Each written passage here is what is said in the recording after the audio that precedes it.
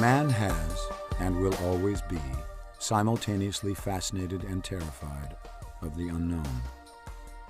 Change is the necessary ingredient for all advancement, and yet it is something very few of us can accept without a fight. In the quest to understand outer space, for instance, the Greek mathematician Pythagoras was the first to propose that the world was a sphere rotating on its own axis, an idea that seemed absurd to a 6th century BC society that believed in a flat, stationary world.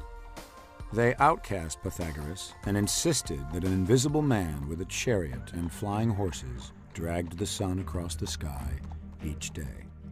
Supported by the newly formed Roman Catholic Church, this Earth-centered universe model remained generally accepted for 15 centuries. In that time, many scientists theorized that the model was incorrect, but few dare share their findings, and those who did were outcast.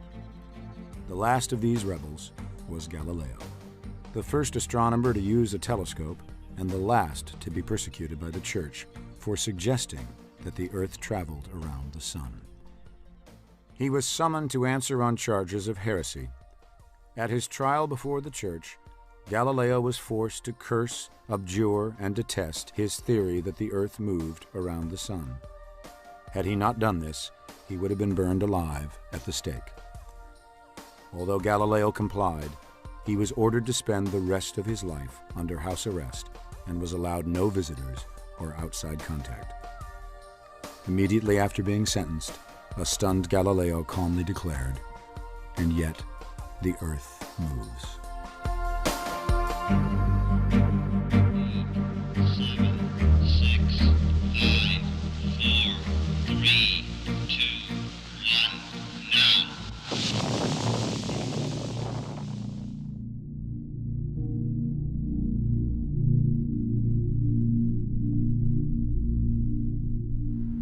Today, all of our infrastructure is run by computers. I mean, computers are playing a central role, in electricity, oil distribution, water treatment, finances, everything. If you roll back a few years in times, you didn't have computer attacks, computer viruses and worms doing things like causing air traffic delays, shutting down ATM systems, shutting down 911 emergency systems. So on. That wasn't happening so much. Now we get that, that can happen. Cyber terror is a kind of warfare on the virtual frontier, consisting of either the destruction or the disruption of digital property. Sometimes, though, it can leap outside of the virtual realm into the physical world, such as when, for example, automated controls on power systems are attacked, and then they cause power outages, or they cause dams to burst, or pipelines to cease their flows. There is, if you will, an increasing interconnection between the virtual and the physical world, and this is the realm of the cyber terrorist. Terrorist groups are beginning to look at the possibilities of cyber terror, but they have to make a decision about whether to develop their own cyber terror capabilities or to recruit others from the outside, a friendly hacker, for example. Most of the hardcore terrorist groups out there, certainly the ones that I monitor, have no interest at all in hiring outside hackers because of the security risks that they entail. So they're trying to develop their own cyber terrorists from within their ranks, someone who's already a radical. They want to turn into a hacker, if you will. They're going to take their alpha males and make them into alpha geeks. When I first started working with computer security, I think like a lot of security practitioners, I had this mental image that, these guys at the CIA and the NSA and the FBI, they were like the computer systems in Mission Impossible, where they had these incredibly secure systems and they actually knew what they were doing. And within a couple of years, I realized I was teaching them. Imagine a bar graph.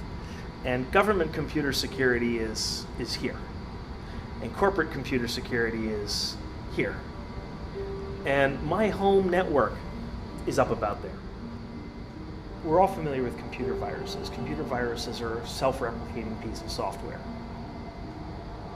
The newer versions of viruses are worms, and what those do is they're self-replicating pieces of software that know how to move around a network. A Trojan horse is a piece of software that gets onto your computer and allows the bad guy to come in around your firewalls or whatever defenses you've got and essentially attack you from the inside. And now you're looking at organizations that have basically taken what used to be a department that had human beings that could actually do the job, and you've replaced it with a department that consists of a bunch of human beings who know how to click on a web page on a server someplace and fill out a form. And any place where you're in an economic situation where you are completely de-skilled about the problem you're trying to solve, you're basically a born victim.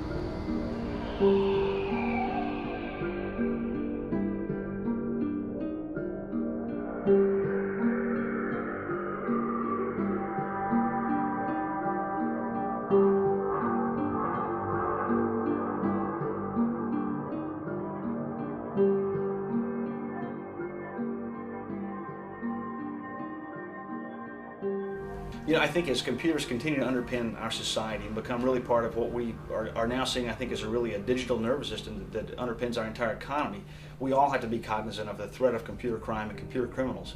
You know, a hacker isn't necessarily, in the popular vernacular, a bad thing. A hacker is somebody who explores in a quest for knowledge, wants to look at a system and see how it works. A cracker is somebody who takes those skills and uses them for ill, uses them for bad things. All hacking is expanding the boundaries, is exploring. And instead of exploring the globe or exploring space, you're exploring the inner space of telecommunications networks, of the personal computer, and trying to find out what more you can do.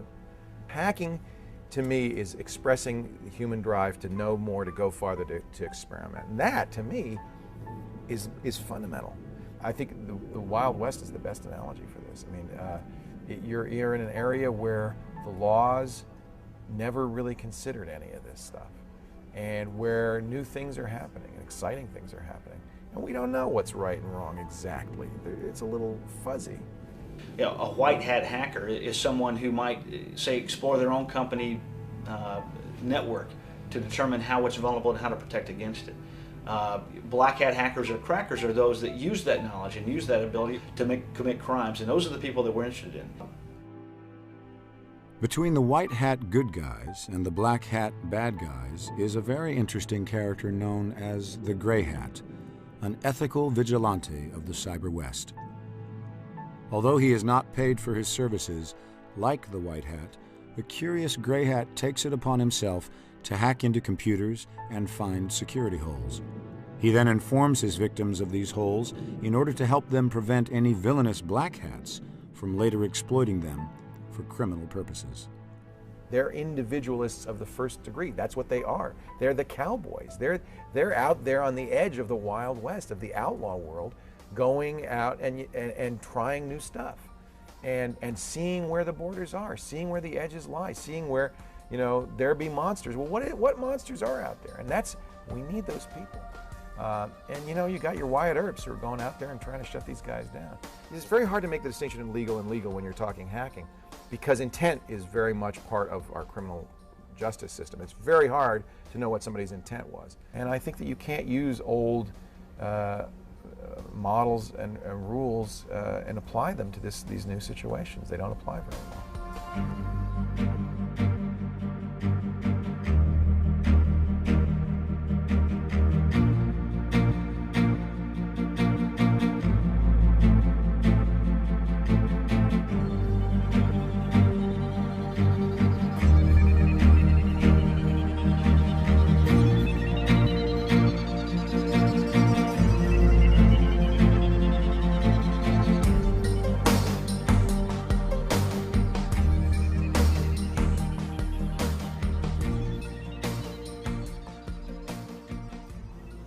As convoluted as its modern-day usage, the dictionary definition of the word hack is either the act of cutting through something with quick, unskilled blows, or the ability to find a way to manage a given challenge, such as when asked, can you hack it or not?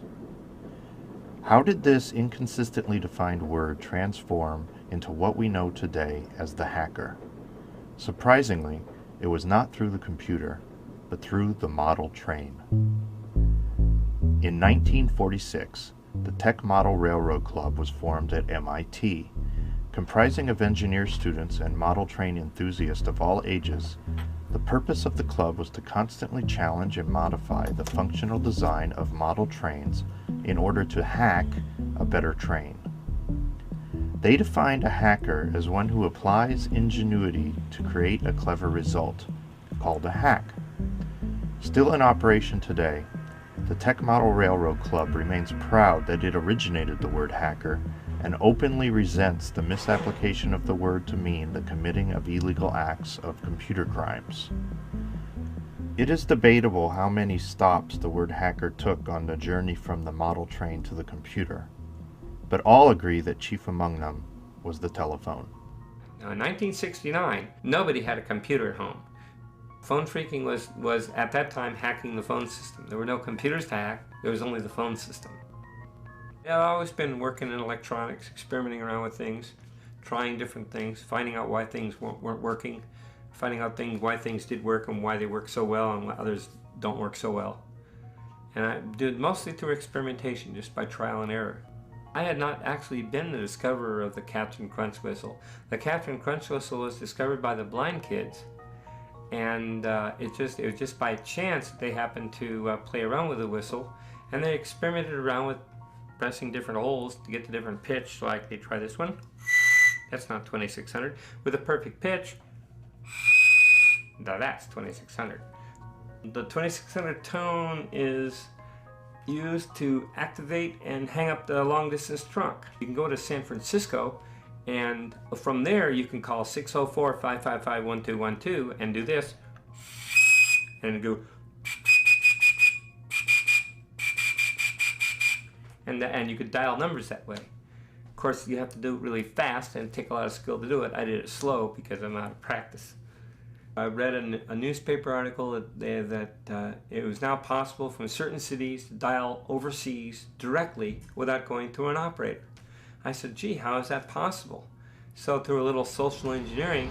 Social engineering is an attack where basically what you're doing is you're fooling someone into giving you access to some place that you don't have any business being.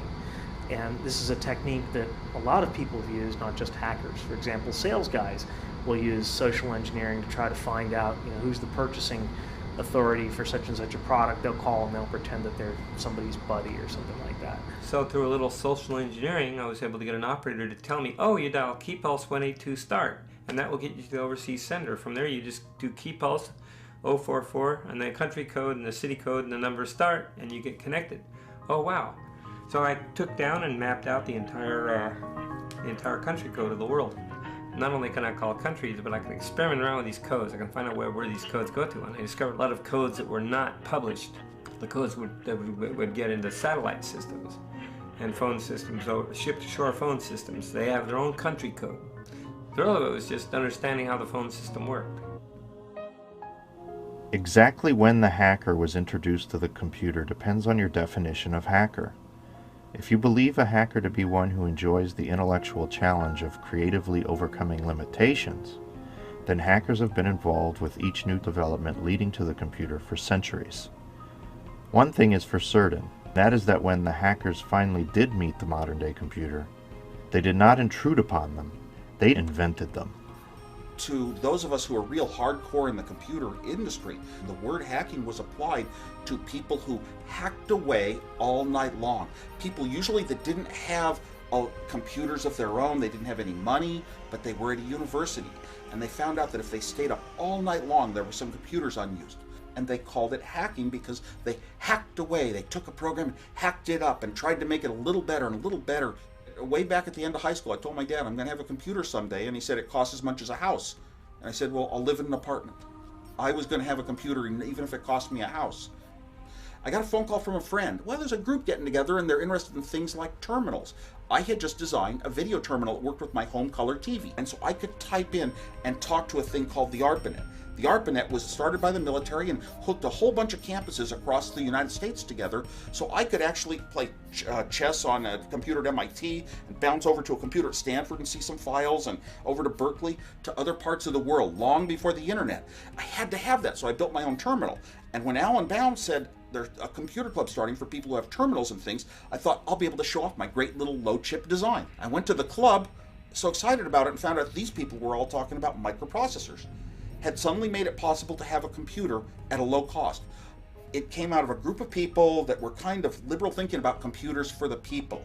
The whole mentality of the Homebrew Computer Club was extremely open. Information should be published, handed out, because basically we were creating stuff that was going to move the world forward, and we should do our best to be good contributors to society in that way. And that's really where that word hacker originated. For a long time, technology, computer technology, digital technology was the realm of the hacker alone. People who were really into it, that was theirs. Big business laughed at it. IBM said there'll never be a market for more than 20 computers in the world. There's no market for that. So personal computing was really created by hackers for hackers, and that's what, we played with this stuff. Then business, industry, government started to say, oh, wait a minute. Oh, there's some money to be made here, and they started to take it over. First by commercializing the internet. Over the last decade, commercialization of the internet has exploded into a multi-billion-dollar industry, prompting governments to argue that they must control the internet to ensure the economy's safety. ICANN was then created in 1998 by the US government to manage the root servers of the entire internet. There, in Marina del Rey, California, 13 computers manage the domain names of the world, which are essential for the access and trafficking of all information on the internet. Whoever controls these 13 computers controls the World Wide Web. The rest of the world rightfully opposed the US-dominated control of ICANN, which was set to relinquish in 2006 when the UN would propose an international body to ensure that the net is available to all. But in a stunning declaration in 2005, the U.S. Department of Commerce declared that they would keep control of these 13 root servers indefinitely. Each country has its own top-level domain name, and previously ICANN could make no change of ownership of these without both countries' consent. Despite this, the US-run ICANN turned over the country codes for Iraq and Kazakhstan to the United States, a foreign government, without requiring any consent from these countries' internet communities. This now sets precedent where ICANN has authority to regulate who runs which parts of the internet at any given time. Soon after, the popular search engine Google was asked by the U.S. Department of Justice to hand over information on who searched for what on the internet, prompting one to ask what right any government has in asking for control of anything on a network set up for the sole purpose of open and free information sharing. Google valiantly refused. But what should happen if the day comes when governments stop asking for this kind of control? I think hacking skills are going to become critical to liberty in this country. Because as government and industry starts to realize they can use technology to shut people down, to reduce our liberties, the only freedom fighters out there will be hackers. The next war is not going to be fought with bullets and guns and bombs. It's going to be fought with code. It's going to be fought with technology, with computers. That's how the war is going to be fought. And if you want to preserve liberties in this country, I don't think it has anything to do with the Second Amendment, the right to bear arms. It's the right to bear computers. And over time, the newspapers and the media have tried to make hacking to be a word that means, oh my gosh, it's something bad, it's a threat, it's one of these invisible threats that you don't know about.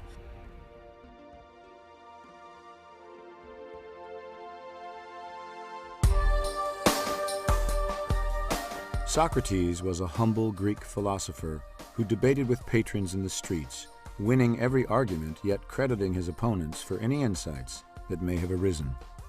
He chose not to teach for money, as did the many professional sophists of the time, and yet he was considered by the masses to be the most wise of all men. The Athenian powers, however, paranoid over Athens' inevitable defeat by the attacking Spartans, concluded that intellectuals like Socrates were weakening Athenian society by undermining its traditional views and values. Socrates was arrested on charges of refusing to recognize the official gods of the state introducing new gods and corrupting the young. At his trial, Socrates insisted that he did not know enough to teach anybody anything, claiming, "I am very conscious that I am not wise at all." He was sentenced to death by drinking a cup of poisonous herb called hemlock, which produces a slow death by gradually paralyzing the central nervous system. Socrates would be his own executioner. The philosopher was taken to the nearby jail, where his sentence would be carried out in the comfort of his friends and disciples. When he drank the cup of hemlock, his friends could not help but weep. He consoled them. To fear death, my friends, is only to think ourselves wise without being wise, for it is to think that we know what we do not know. Society is always going to have trouble with people who want to push the envelope. Societies are designed around conformity. What hacking is saying, I'm going to do it different. I'm going to see what else I can do. I'm going to see where else I can go. Society is never going to like that.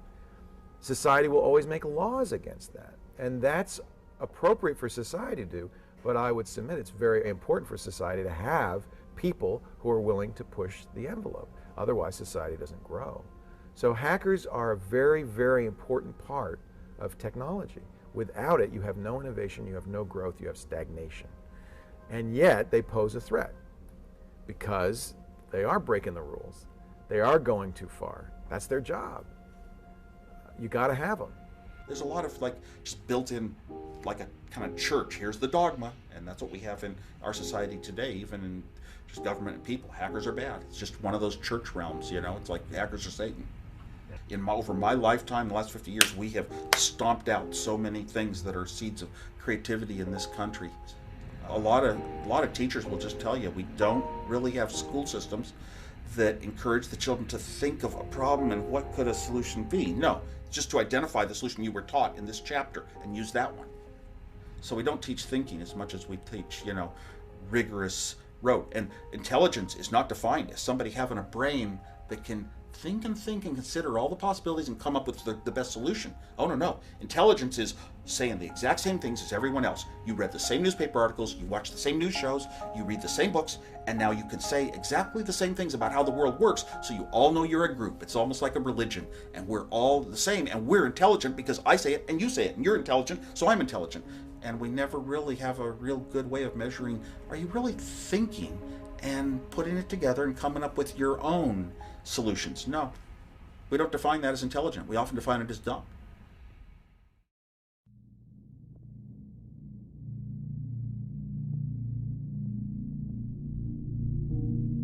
Most hackers are of benign intent. They're just curious.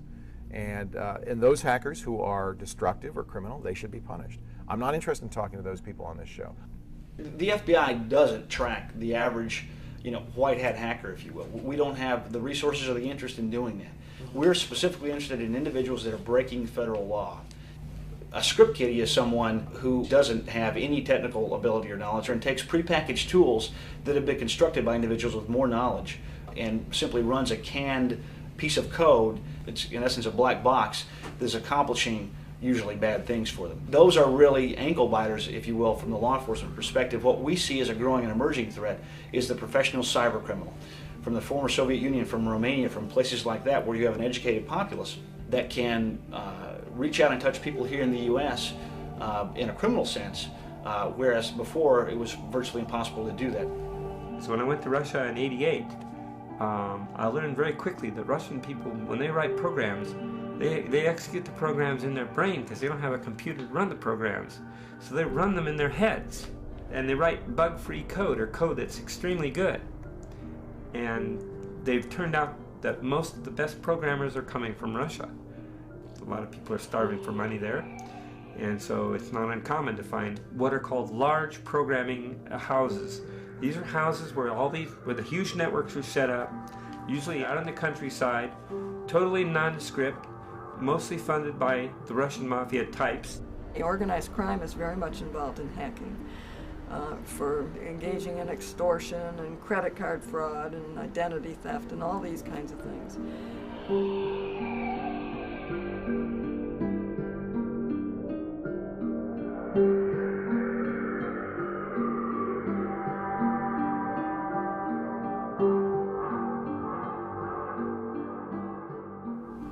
in these identity theft schemes, these phishing emails and related type activity, or even computer intrusion looking for personal data, they're looking for your identifying information. They want to be you. They want to be able to order merchandise in many cases, or even take out home equity loans or even home mortgages as the person that they now own in a sense, because they have your name, address, in some cases date of birth, social security number, credit card information, the authentication code on the credit card, expiration date, etc. So they're looking to be able to profit financially in almost every case. There's also a great deal of concern about disruption of financial sectors and stock markets. In the real world, we've seen a number of attacks on the Taipei Stock Exchange. It is thought perhaps by hackers from mainland China, and that's caused some fluctuations in stocks. Some estimates suggest that over a third of American gross national product is now web and net based. There's a vast conspiracy among financial institutions and government to hide the degree and the amount of hacking that's going on. FBI, Secret Service, the banking community, the financial community don't want you to know how often they're being hacked. It would rock people's confidence. Wireless networking is almost the poster child, from a computer security standpoint, of a technology that's extremely cool, that has suddenly become extremely pervasive, and as a result has been a security problem. Simply capturing wavelengths around these various wireless hotspots that are being created. Again, for efficiency's sake, it's also creating magnets to draw the hackers who would get inside our systems. Recent news stories have shown that an airline had curbside check-in over wireless, and this allowed anybody in the parking lot for that airport to have access to the internal system of the airline. With wireless access points, if someone can pull up in front of your house with a computer, they can do pretty much anything they want anonymously on the internet. In almost the majority of cases, unsecured computers are used not to target the individual, the owner of the computer, but to use in furtherance in the commission of another crime against somebody else. So you're being used as the springboard for another crime without your knowledge. If they're a terrorist, they could be untraceable. Terrorists will use any tool at their disposal to accomplish their goal of creating chaos and terror.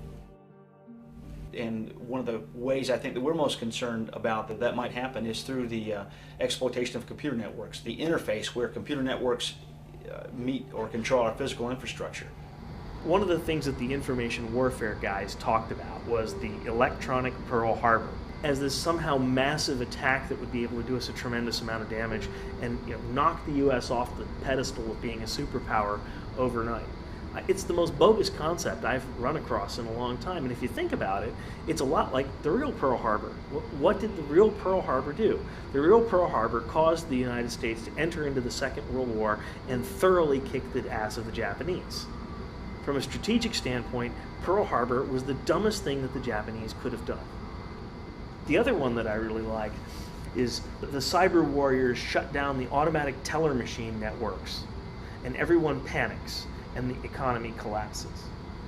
Well, SQL Slammer took down Korea's automatic teller machine networks for 3 days. Korea is still here. They didn't panic. They waited until Monday to get cash. It just worked. Human beings are amazingly resilient, and what's happening is that these people are assuming that the entirety of human civilization is this house of cards that someone's going to be able to poke really hard and cause it to fall down. A lot of people oppose the notion that cyber terror is serious simply because it hasn't been serious yet. But there are some real-world instances from the defense sector that say to me this is an extremely real problem and a very, very serious one. And the first of these took the form of a classified exercise known as Eligible Receiver, about which we can say only very little. It remains classified. What has been publicly reported is that the Pacific Fleet was basically put out of action by hackers during this exercise, and I'll leave it at that. The real-world incident that I think proves, to my mind more than anything else, that this is a real phenomenon is something that was publicly reported under the name of Moonlight Maze. And this was a case of real-world intrusions into classified defense information systems with a great deal of compromise of them. And all I can say is that this problem went on for years. But anyone who has any understanding of these issues knows that Moonlight Maze was the existence proof of a true, serious, and growing cyber threat. One of the greater concerns of those interested in stemming the tide of cyber terror is protecting our power grids. The nation's economy, its defense, its transportation systems all run entirely dependent on smooth flows of power. And if these were disrupted, the economic and the strategic consequences would be simply incalculable. Power for the American systems operate on something called SCADA, System Control and Data Acquisition, which means the controls are entirely automated. In the case of a dam, for example, how much water to let through and how much to hold back. And if these controls are played with in some unfortunate fashion, they could well result in a buildup of too much pressure at a particular area, or could simply, by opening up all the sluices, create flooding downstream from a dam. A lot of gas pipelines run on these SCADA systems, and simple things like regulation of temperatures could cause coagulation within pipelines, or automated scrubbers working inside the pipelines to clean them could be used instead to block the pipelines, causing some kind of rupture. The Clinton administration came up with a number of good concepts for national information defenses. One of those was the idea of building a network between public and private actors. You have to remember now that over 90% of all military communications go over civilian systems. So it's absolutely essential that we have this kind of public-private cooperation. In the military, for example, we have two extremely highly automated systems. It marries up equipment and troops being moved halfway around the world in a synchronized way. If either of those systems were intruded upon by hackers and disrupted, the delays that could be caused in the physical world could run in weeks to up to a month. In a place like the Korean Peninsula, Seoul is already an artillery range from the north, and so slowing down reinforcements coming to the peninsula, that would make a very big difference. A SCADA system or any other kind of automated control system is vulnerable to the extent to which someone can gain access to it from the outside. Now, why do these networks wind up getting connected to the internet or connected through a firewall to some other network? It's so people can send email.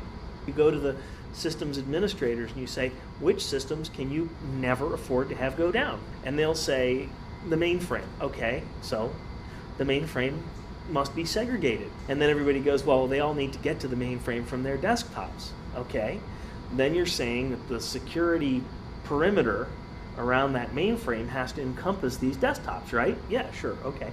Well, then those desktops should not be connected to the internet. Well, how people read their email? Well, the simple answer there is you have to make an intelligent and rational decision. Is it more important that people be able to read their email? Or is it more important that that system be inviolable and tamper-proof? And if the answer is that that system really has to be kept safe, it's the control system for a nuclear reactor, it's the stock exchange, it's whatever, the answer is build two networks. We heard about the situation in New York on 9/11 where the ambulances couldn't talk to the police, who couldn't talk to the fire department, who couldn't talk to the FBI because they were all using different radio systems that couldn't interoperate. And this is a massive problem, and it's pervasive across all of federal computing. The GAO, I guess, issues these reports that rate the security of government systems. They do this periodically, and the grades that they assign to the government have often been, D's and F's. Our federal agencies have built these databases giving absolutely no thought to how to make them actually interoperate. Some of the people affiliated with the Madrid train bombings, they had actually freaked the telephone system in order to make free phone calls prior to the bombings. It was paid a lot of attention to when it was discovered that the Aum Shinrikyo cult, the group that had used sarin gas in the Tokyo subway, was in the software development business, in that they were developing software for Japanese business firms and including the Japanese government, and that they could put backdoors into that software and then exploit those. The interesting case is the case that took place in Australia a few years ago. somebody had hacked the sewage treatment system, and they were able to actually cause raw sewage overflows. And so it caused some environmental damage, and some marine life were killed. There are about 5 or 6 different cyber wars going on around the world today. One between, we think, some groups in mainland China attacking Taiwan, their stock exchange, various aspects of their infrastructure.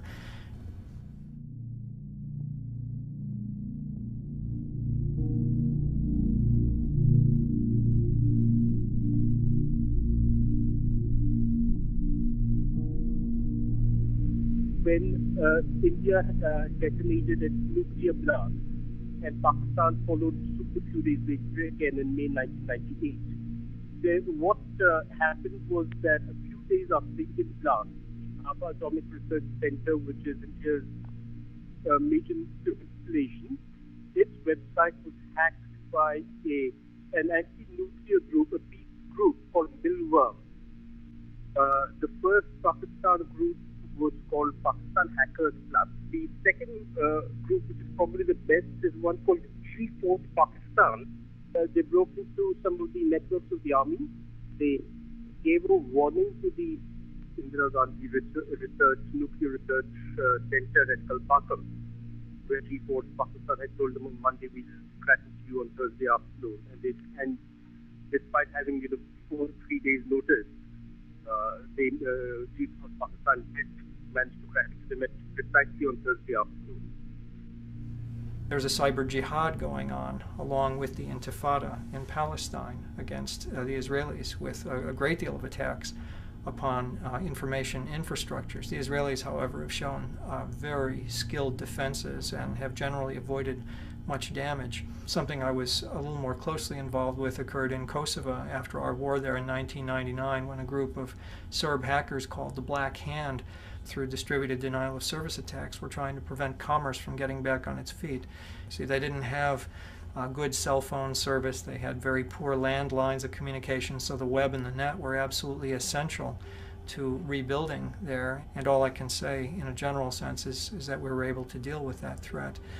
The other extremely important example of cyber war is coming out of Chechnya. This is one of those cases that we have to be extremely mindful of, because there's a lot of information moving from the Chechens to Al-Qaeda and its other affiliates. The Chechens are also pioneers in cyber warfare, with many innovative and vicious viruses and worms being employed. The actual economic cost runs in the tens of billions of dollars for each of these incidents. I think something else that we need to be concerned about is the possibility of terrorists creating an incident like a power outage that's going to put people out on the streets on foot, and then marry that attack up with a biological assault of some sort, some kind of, in the military we would call this combined arms approach. So a physical attack that would come along with the virtual attack. If you, as a hacker, brought down emergency services in an area and then destroyed a nuclear power plant, the effect of destroying the nuclear power plant would be far greater than if 911 were working, than if emergency services were working. Biological warfare is on top of everyone's mind in the world of terrorism. Imagine that terrorists first crack into New York City's infrastructure and shut down the power. That evening, instead of the standard thousands of people walking the streets, millions take foot on the commute home, as was the case in the blackout of 1998. Now imagine 100 terrorists infected with a weaponized virus walking among these masses. After a week of the spreading disease, this one act of cyber terrorism would make the difference between thousands and millions of people dying, or possibly even be the cause of an irreversible health crisis. A computer intrusion could thus turn a germ into a weapon more deadly than a nuclear bomb. A possible yet daunting task for any terrorist organization to carry out. Such a scenario becomes much more probable if organized by a foreign government. Now, the thing about China is that it is not done so much by students and teenagers In China, it is the PLA, the People's Liberation Army, which is actually preparing for a very advanced program in information warfare. Here, it's a very organized initiative at the state level, at the army level. Well, they had conducted type of war exercises of the army, which was directed against the US, also directed against Taiwan, Japan, South Korea. And there were simulations on how to bring the electronic infrastructure, their trading systems, the stock exchanges, their electricity grids to a halt. China's chief of staff and several generals were involved in this planning exercise. About 500 soldiers were involved. They did a lot of analysis on how they could carry out what are called blitzkrieg attacks, which are sudden attacks to paralyze the information network. The primary aim was the US aircraft carriers and some of the missile systems and then the aircraft. So, they tried to incorporate in theories of warfare. Sun Tzu had written the rules for warfare thousands of years ago. You try to get somebody else to carry out your assassination. The idea is to make you believe that it came from within, that they'll use cracker groups in various other countries, such as students, to act as front of the PLA. People who are attacked will think that it has come out of the university, whereas it really has come out of China's People's Liberation Army. I don't know how much time we have left before the radical develops the skills of the hacker, before the gap between the two is narrowed. I only know that it's not a great deal of time, and as I look around, I see very little effective preparation for this threat. I think those in the hacker community realize that I have a respect for their skills, for what they do, and therefore for their ability to help us in the current conflict that we're in. And these are people who don't want to see a world in which terrorist organizations are blowing things up and moving on to the acquisition of biological or nuclear weapons. And they realize that global terror networks rely inordinately on the web and the net to coordinate their operations. So they're in a unique position to help us in the war on terror, and we should be cultivating them.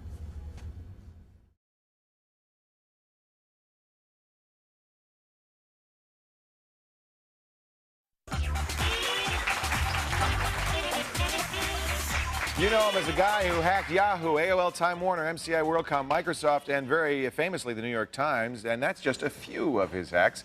Adrian Lama, one of the most celebrated hackers in the world today. Do you define yourself as a hacker? Do you consider yourself a hacker? It's not a term that I try to sell myself as. Yeah. People use hacker to mean a lot of different things, and I really just do what I do. It's not limited to computers, so I really don't know if it's hacking. I think Adrian is a really example of a guy with very strongly held beliefs. He would hack into systems, find out where the vulnerabilities were, and he said, it's okay for me to hack these people as long as I tell them afterwards where their vulnerabilities are and help them fix it. That's okay. He's got a real knack for it. He's almost a savant when it comes to cracking. Any company that you hear is a common brand name pretty much had a router with WorldCom, had network connectivity with WorldCom, was managed by WorldCom. They were considered to be highly secure. They managed traffic for individual bank branches, potentially even for ATM devices. WorldCom used their employee social security numbers as identifiers, pretty much as employee numbers. This cross-referenced with the corporate directory was useful. The passwords also weren't hard. Some of them had random alphanumeric passwords, but some of the companies that you do business with every day had passwords that were simple dictionary words, names of animals. Here you have companies that on one hand have paid millions of dollars for this network infrastructure, and they can't even be bothered to think of a good password. We see the lack of a robust password policy, lack of strong passwords. There's known as a brute force attack, when intruders, hackers, or crackers can just repeatedly try every combination, every permutation of the alphabet or letter number combinations, and eventually they're going to reach the right answer and gain entry to your account. However, there was another tool that allowed me to perform tests on routers. It would connect to the router via the phone system, it would log in, and it would check to see if the router was healthy. By combining these dial-up numbers and the logins, anyone at all with this information could have connected to each and every router that handled the data for Bank of America, Ford, Chrysler, NASA. There were very detailed routing paths, like I could see how the Goddard Space Center talked to NASA headquarters. Really, in just the course of a few hours, anybody could have gone through and turned them all off. Network connectivity for a huge chunk of corporate America and for the government would have just gone away. Anybody thinking about it should be scared by the possibility of just how vulnerable it was to anybody that could have used that information. Because again, you didn't need to be a programmer, you didn't have to be a technical wizard. You could have done it from a payphone. Nobody would have ever known who was responsible for it. And he would find the flaws and notify the companies that had the flaws, and I was very much admired that philosophy. In line with a lot of other hackers, they have this journal 2600, they all promote, we've got to be ethical hackers. You're going to be on our bad side, and peer pressure is going to be against you if you go out and abuse this the wrong way, which means being destructive, destroying things, or if you're going to use it for your own personal gain to make profits and all that. His ethical scheme may not match society's or other people's, but he believes in it, and he's living up to his own ethical precepts. And you got to admire a guy like that. There are these guys and they call themselves helpful hackers. I mean, the truth is that the media wants to portray these guys as helpful hackers because that makes them more interesting.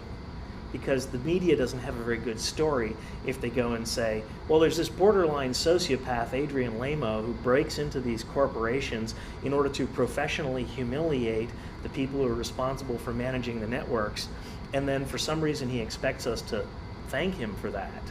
Do you consider yourself on a mission to get these companies to realize that they have poor security practices? I don't consider it my responsibility to reform security in the world as we know it. I think, if anything, I'm on a mission to be in the right place at the right time. Most hackers, when they're trying to hack into something, they'll have all kinds of programs that they run. There's things that are called exploits, which target specific weaknesses. So they'll look for these weaknesses and try to target them. Adrian just goes to a web page and starts clicking around a little bit, and all of a sudden he's at some sensitive company information. I mean, just the fact that he uses a web browser, just from Kinko's. I've never seen him use anything other than just a web browser. Adrian never damaged any company that he had any dealings with. I mean, he never asked for money, never asked for anything. The companies that he helps is just a consequence of what he does. He doesn't wake up in the morning and say, I'm going to hack so-and-so, or I'm going to help so-and-so. He just finds himself someplace looking at some information and thinks, you know, these people might want to close this down so other people don't follow my path in here. If I can get in here, other people can too. He is probably the best hacker I ever met. So as far as, I mean, if you were going to have a messiah of hackers, he would be it. He's a good example of a guy who lived on the fringes of society and didn't want to be part of mainstream society. He didn't want to hold down a job. He didn't want to go to college. He wanted to explore. We call you the homeless hacker because you don't have a residence that you live in all the time. You move around from friend's house to house. Is that how you do it? Or? I sort of have a long-term tendency to move around. I've been a little bit more stable lately, but I wouldn't say I'm slowing down. I'd never really started to travel. It sort of happened. I had an apartment in San Francisco for about 6 months or so, and I was working consistently at the time. I had the opportunity to save up money. I realized Greyhound was cheaper, and it let me see more of the world, and I just started going places. I do it because it's what I do and what comes naturally to me. Yeah. In any environment that I'm in, I notice things and I follow up on them. I often meet people that have lived places their whole lives and find them terribly boring because they were raised there and only know one way of seeing it as this place that they're stuck and they want to get out of.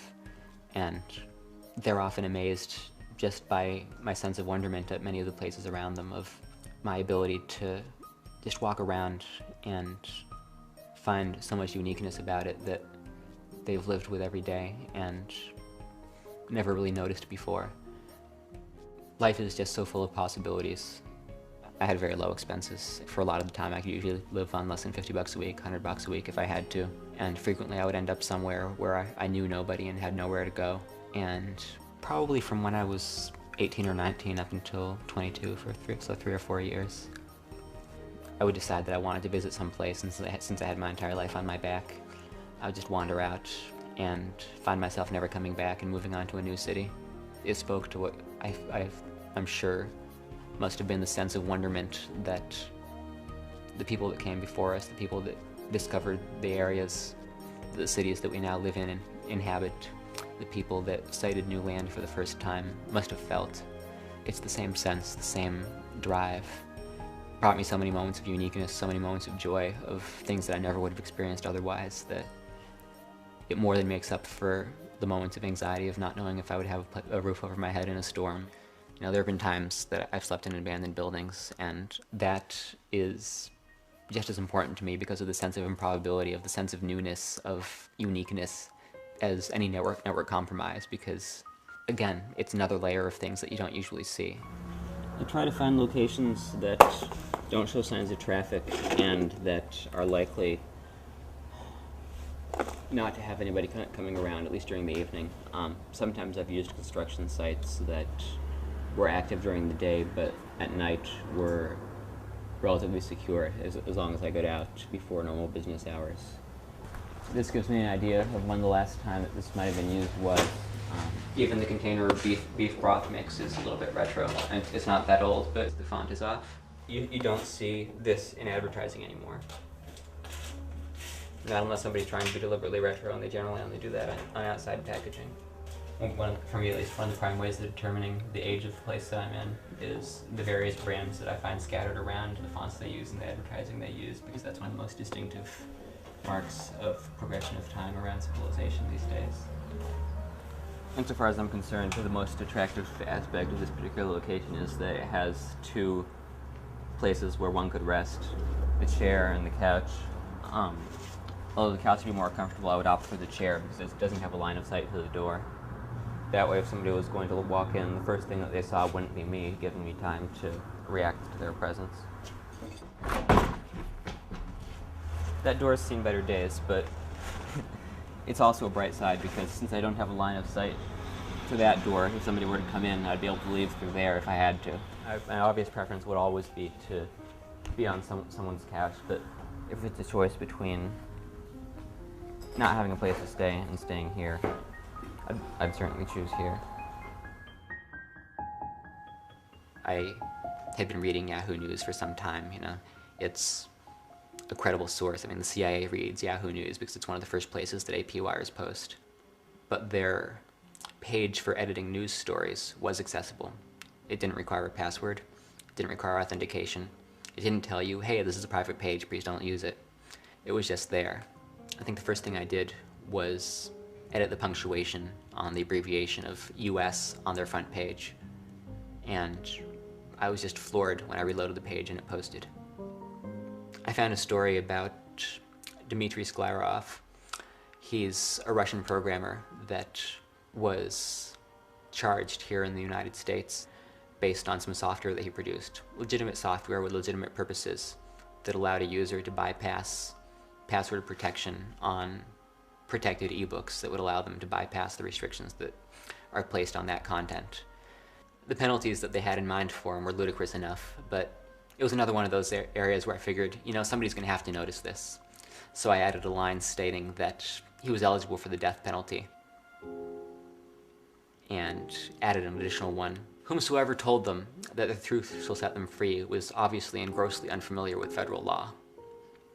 The NSA is the entity that's tasked with monitoring electronic communications throughout the world. I figured somebody would have to notice this. Days, over a week went by and nobody ever did. And I did a few other ones here and there. They had an option that allowed you to change stock tickers. They get the actual feed for the stock tickers in real time from the actual stock exchanges, but you could change the ticker symbols to indicate that two tickers had merged or that one had changed, so that, say, I could have made Microsoft's stock reflect the values for Excite at Home. Journalism is a great venue for truth, but it's dangerous when people accept it so blindly. I had this access through September of 2001, and I found myself sitting looking at Yahoo News at all of the servers that they had added to keep up with the millions of hits on the morning of September 11th. And had anyone wanted to, they could have changed any aspect of the story. Shit!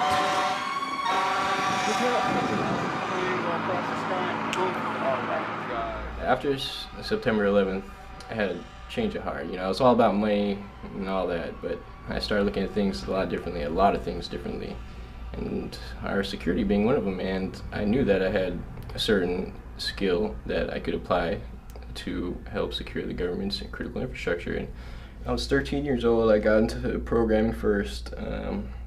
The life around me greatly changed. I mean, for one, my analytical skills skyrocketed once I started programming. It's more actually a burden, analyzing things crazily. And just walking down the street, I wonder how these buses work, or how this door is opening, how this automatic door is opening. I just think about it. I think about the inner workings of it.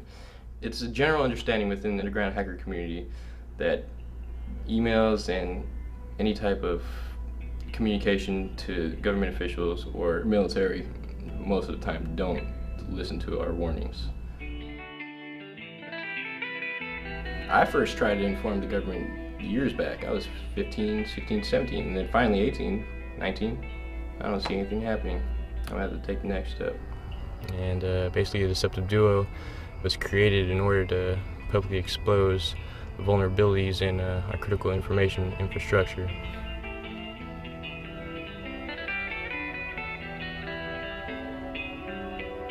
And by doing that, we forced them to secure their systems, or make our country more secure, electronically speaking.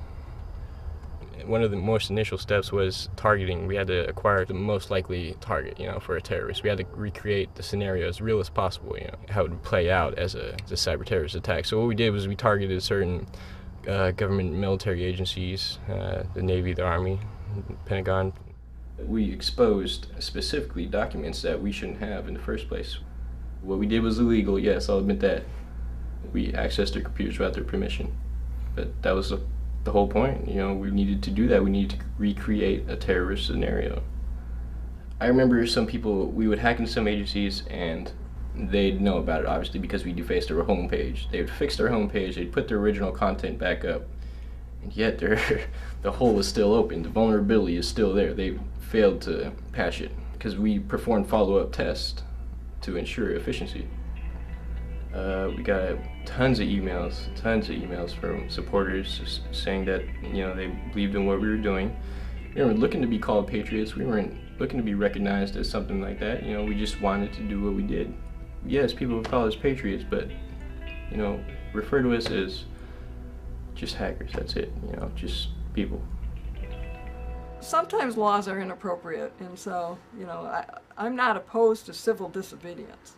Okay, if people think that there are laws that are inappropriate and they feel, from their conscience that they should break those laws in order to protest those laws, I don't have a problem with that. But I don't think we want to be encouraging our kids to do this. Well, a web sit-in, they started out, the first one was conducted against the French government, and this was mid-90s. They called upon a lot of users to just point their browsers at particular French government websites and just click on the reload button, over and over again as fast as they could so as to generate traffic against the website. But over time, I think they became less effective because people found ways of being able to avert them. And in fact, some of the web sit-ins that were conducted by EDT were met by counterattacks on the part of the governments that they hit. So the Pentagon struck back in one case and basically crashed the personal computers of the people who were participating in the sit-in. Which is not to say that hacking computer systems is not a good thing to do to find vulnerabilities. I'm all for that, but do it with permission. Okay, let companies, let the government either use their own employees or hire outside consultants, and you do it in a controlled way by people that you know and trust, and that's a good thing to do.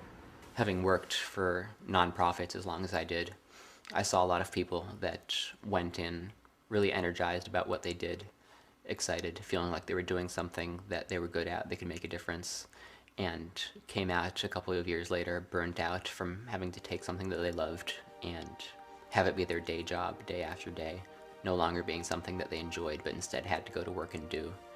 And really no compensation would be worth that for me. In 1962, Desmond Morris published his book, The Biology of Art, which details his experiments teaching chimpanzees to paint.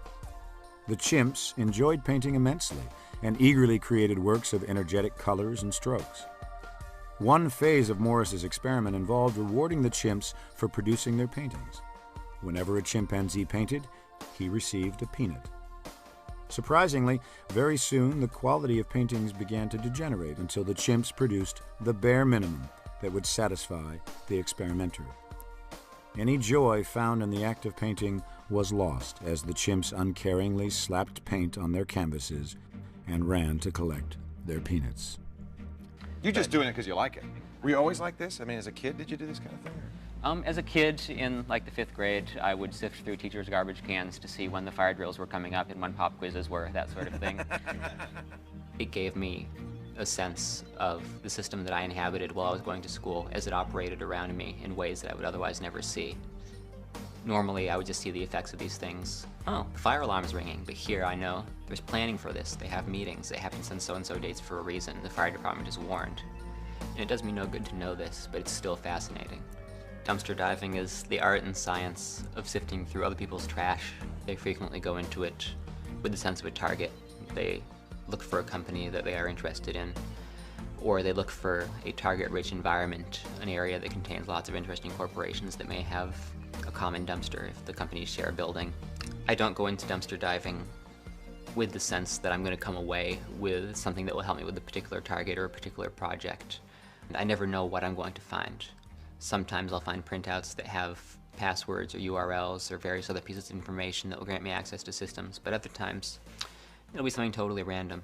Emails, communications that are just, random internal memos that have no intrinsic value for intrusion, but it's an artifact of corporate mentality, of the senses that people throw out things for the damnedest reasons. One of my dad's wireless microphones, he used to do video production, and I was playing around with one of his wireless mics.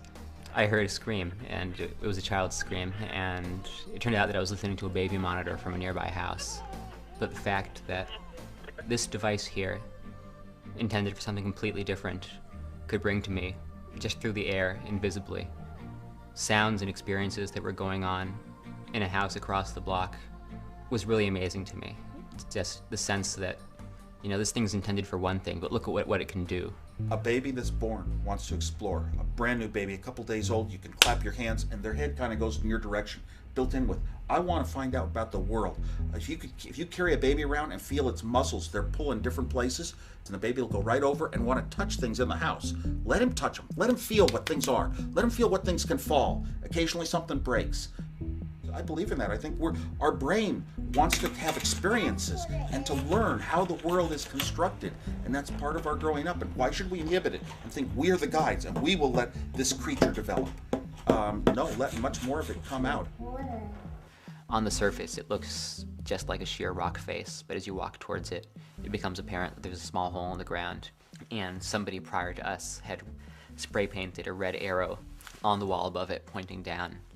And while in the area, I saw so many people walk by it, glance at the arrow, and just sort of shrug. And I like to think that it's there for the people who would look at the arrow and wonder what it's pointing at, who would take the time out of their day to step forward and have a closer look. I've ended up in some pretty awkward places. I've done my share of crawling through mud, but the entrance to the mines was probably the most enclosed space that I've ever had to navigate. On the way in, you have to make your mind up ahead of time whether you want your arms above your waist or below it, because once you're crawling, you're not going to be able to change. There's not enough room. It's easy to be paranoid because many of the upper levels are flooded, and you have this sense of countless thousands, millions of gallons of water all sitting above you, knowing that the slightest thing could bring it all down. It continues underground, where the most impressive fixture that I got to was the underground lake. The lake is perfectly still, not even a ripple. It's not silent. There's constant dripping or rushing water depending on where you are. But if your light goes out, it's total darkness, and everyone's been in the dark, but it's sort of hard to appreciate the sense of total darkness, of having your eyes wide open and not being able to see a damn thing. Yeah, can you put it back on? And now can you take it off? I didn't go out with the intention of compromising the New York Times. I was initially looking at something else and somehow got sidetracked to the New York Times. They had a lot of information that was accessible to anybody that cared to browse around. For their internal system, the password by default was the last 4 digits of the Social Security number, and nobody ever changed it.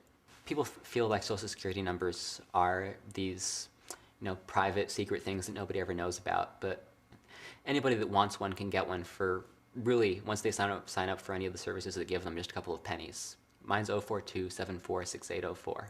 Anybody could get it. It's not a big deal. From there, I had a list of every password at the New York Times. The culture in the late 1990s for anyone who was involved in stuff to do with the web was, here's this wonderful medium by which we can publish anything we want to. So what we're going to do is we're going to take our hard disk and we're going to publish it. Because we're dealing with high tech, you get the freedom of information advocates who go, it's good, this information must be published. But to the guy in the field whose cover identity got blown, this could mean a bullet in the back of your neck. This is serious stuff, and there are lives at stake. And because we Americans treat high tech as a toy, we don't take this stuff anywhere near seriously enough. We just treat it like it's something that we can change after we've made a profound mistake. I think that it's a really good illustration of competing mindsets where people believe that legislation somehow makes things secure. Legislation is fiction. It's up to people to believe in it before it will be effective. As a news organization, they should have known that Social Security numbers are not private. Nothing that's even remotely personally identifiable should be used as a login or as authentication or anything like that ever. I gained access to their subscriber database, information on who subscribed, their addresses, their billing information, their distributors, their billing information, their contributors, former presidents, actors, other politicians, people that are actually relevant if you believe in the whole international stage thing. And Don't so you far, worry about that, though? Somebody's going to come along and put you in handcuffs? I recognize that there was the possibility of consequences, but really, I don't think that it's one of those things where consequences can be a deterrent because it's my nature, it's what comes naturally to me, and I think it's what comes naturally to a lot of people. Yeah. And I just figured that while I'm doing it, I should do it in a way that sets precedent so that anyone who ends up doing something similar to what I do might be in a situation where they can contact a company and the company can say, this sort of thing's happened before, and maybe we don't have to put him in jail and things will be okay anyways. It's an impulse, and it's something that I really don't think that I could stop doing if I tried. Even in a prison cell, I would find ways to find discrepancies and anomalies in the system, whatever it is that the system may be there. Well, we wish you luck. I hope you don't end up in a prison cell. Well, if I do, I'm sure I'll make an experience out of it.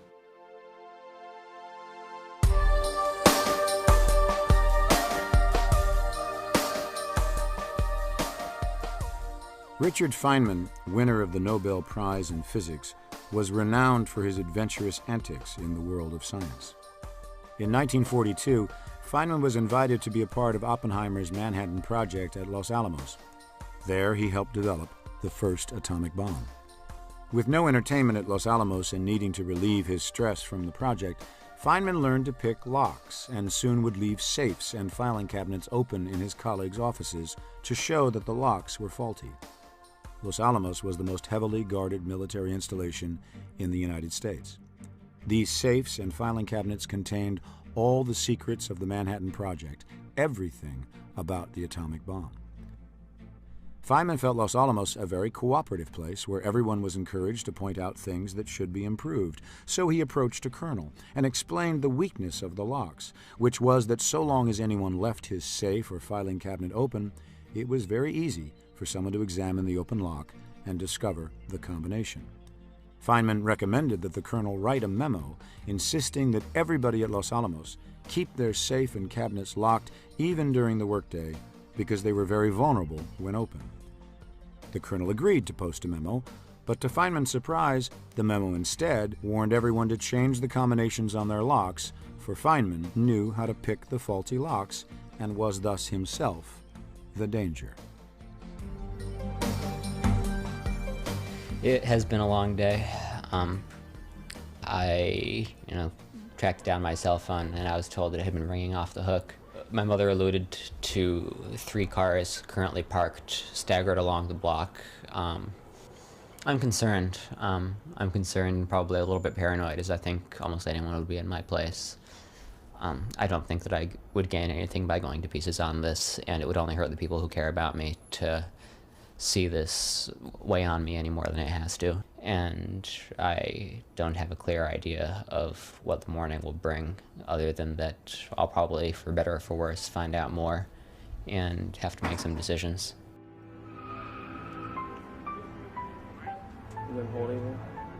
There is a big story just breaking now. A little earlier today, I got a phone call from a production crew, actually somebody from Kevin Spacey's Trigger Street Productions, right.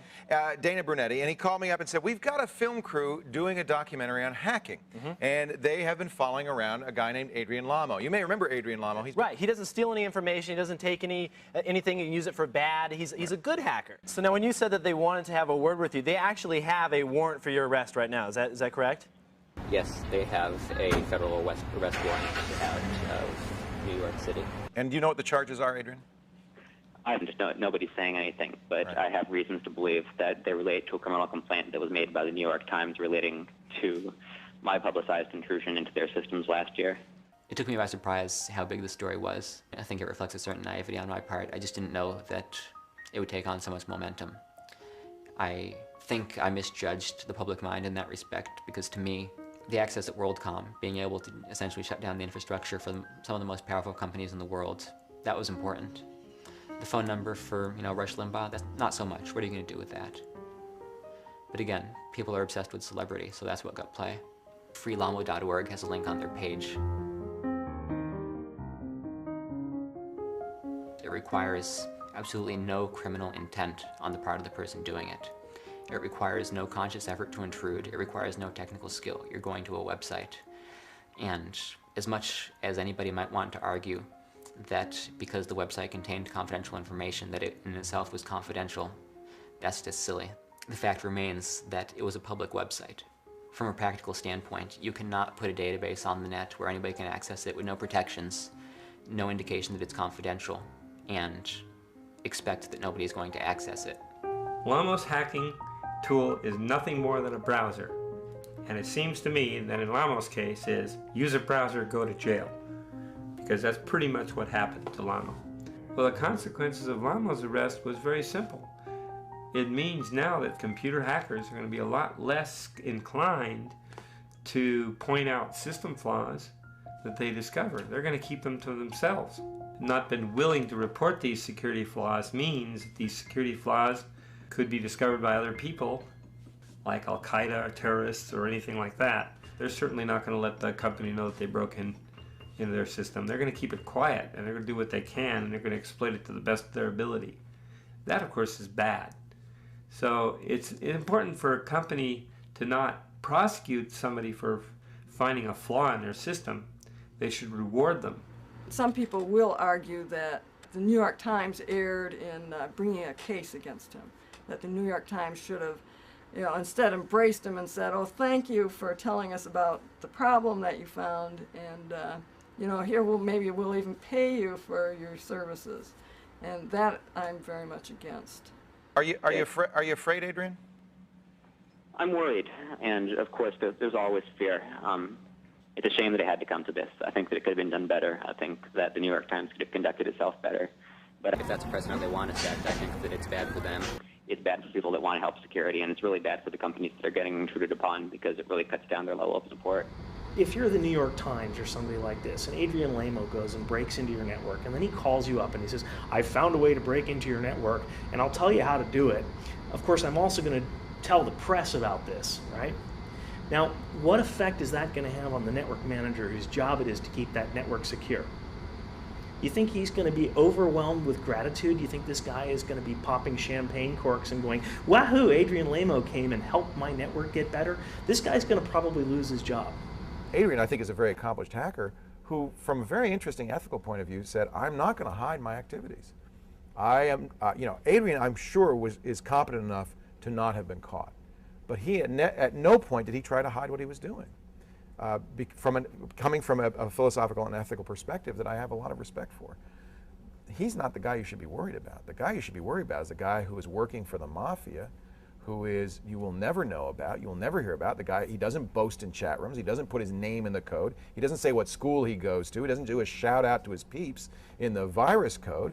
He's doing stuff cleverly and successfully, and you never hear about that stuff because, frankly, they can't catch him. And I hope that the people out there who are considering courses of life of their own will not let the people that want to criminalize curiosity stop them from doing what they want to do.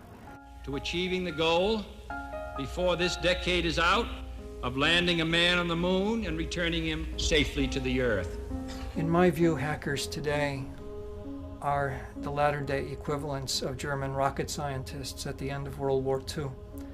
Until May of 1945, Wernher von Braun and his colleagues were trying to drop missiles on British and American troops. As soon as the war was over, they became our boys, as many of them as we could get, and they developed ballistic missiles, rockets. Our ability to go to the moon was dependent upon them.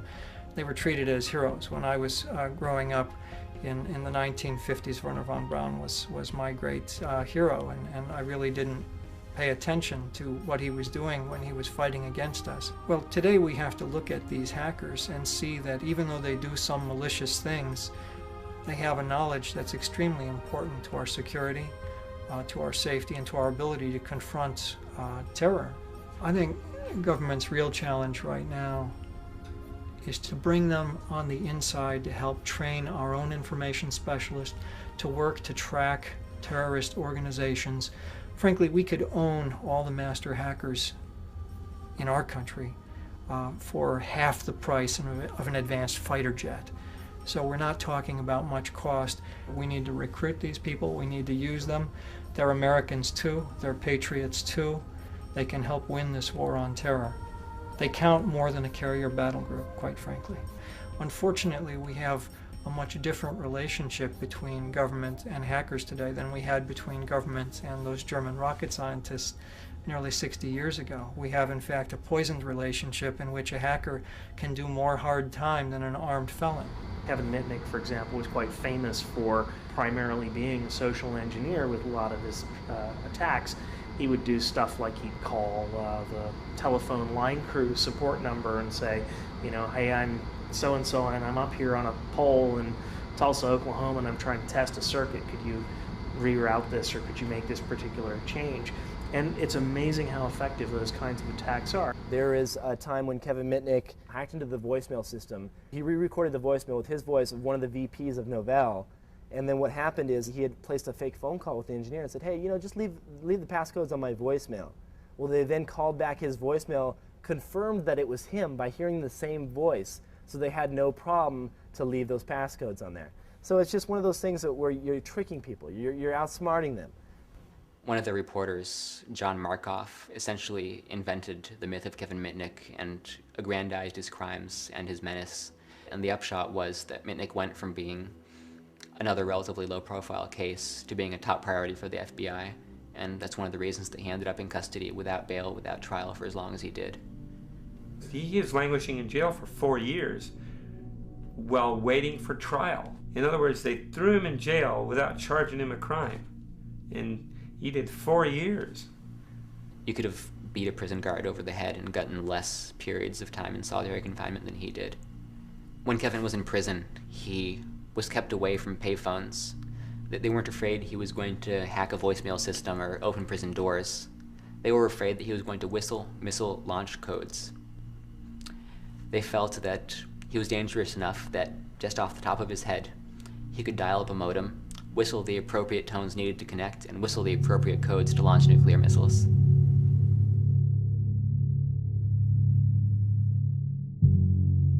In many ways, his civil rights were violated by a court system and a legal system that just didn't know what to do with him. They were terrified of him. They were afraid of letting him go because they were afraid. They didn't know what he could do. What they did to him was criminal, and I think even they would admit now that they went too far. We're in a certain time right now where things aren't completely ironed out when it comes to laws and the internet. I see government officials, a lot of them, just being completely against hackers because they're misinformed or they don't have enough information. And hackers, I think they're more open to developing relationships with the government. Well, I knew it was going to happen. They have to do it. It's their job, you know. I first thought I was going to be raided because we set up covert communications between each other, me and Ben Stark, another member of the Deceptive Duo. We were supposed to check in with each other every day, no matter what, to make sure that we didn't get raided, because we knew we were going to get raided, we just didn't know exactly when. So finally a weekend came up and he didn't come online, and from there I took suspicion and stayed up all night because I knew they were going to come, didn't want to be rudely awakened. Sat in front of my computer, waited till they knocked on the door as I suspected, and they did. They banged on it. My sister let them in. I lived with my mom at the time, and I still do, but she didn't know what was going on, and at first she was pissed because she didn't really understand what was going on. She didn't know the whole story. Finally she read around and she began to realize that, yeah, I did have some real intentions, some true motives. I think she has some sort of serenity within her, knowing that I'm fighting the good fight. Once the trial comes about, I think we're going to make some very good points, and hopefully some things will change. I think people realize that, you know, these guys are offering something good to the community.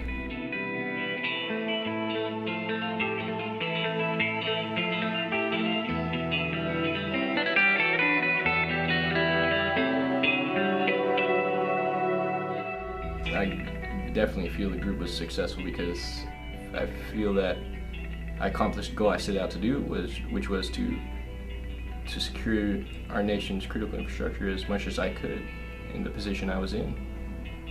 I would love to help, you know, I would love to continue to help, but the situation does not permit me to.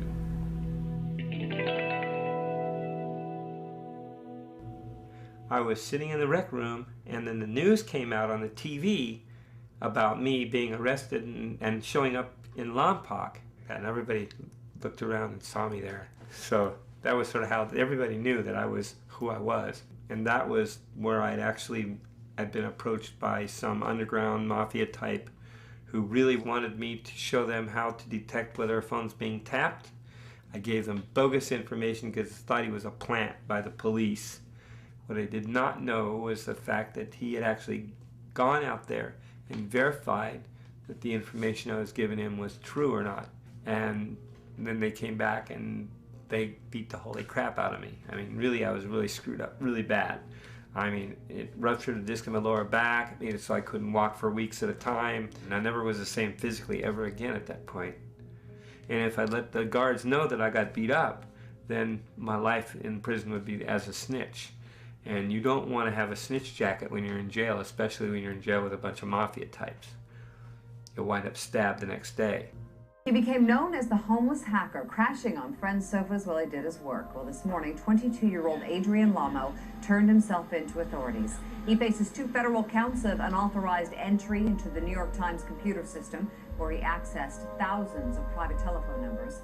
Lamo has admitted to infiltrating more corporate computer systems, including Yahoo, MCI, and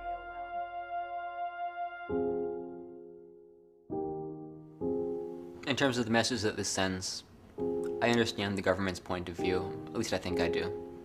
I understand that they feel they need to send a message that crime can't be tolerated, no matter how well-intentioned it is. And I think that in some ways they're unable to look beyond that message. I don't think that they necessarily see the social impact of what they do. I believe that they're well-intentioned in wanting to prevent crime and wanting to prevent damage. But in the way that they're going about it, I believe that ultimately it's not going to achieve the goals that they think it will. It certainly strikes a blow against openness. It strikes a blow against people's ability to stumble across something and report it in good faith. I'm not a saint, and what I did was illegal no matter how well-intentioned I did it, but the fact that what they're essentially saying is that it doesn't matter if you come clean, it doesn't matter if you don't profit, it doesn't matter if you do no damage, it doesn't matter if you cooperate, it doesn't matter if you discourage others from doing harm, we're still going to come after you. What does that leave people with? If they're going to come after me no matter what, then why exercise restraint? Why exercise good faith? Why be honest? But I hoped and believed that I could do it in a way that would set a precedent that would allow people to come forward in good faith, to try and do the right thing, to let them believe that maybe motives did matter, that it wasn't all black and white. I think this is symptomatic of something that we see in our government today. In many ways, they're eliminating shades of gray. They want to polarize people. It's important to our national agenda today to see good guys and bad guys, because as soon as we start to believe that maybe it's not all black and white, that somebody can do wrong for a good reason, that not every action of law is inherently infallible, it strikes a very dangerous precedent for the government the way it wants to operate today. On the other hand, I believe this is positive, because it places a certain amount of stress on the system we inhabit. It makes it much more difficult for people to remain neutral. It forces them to polarize. And when that happens, systems tend to evolve. Ultimately, I think it will lead us to a better place.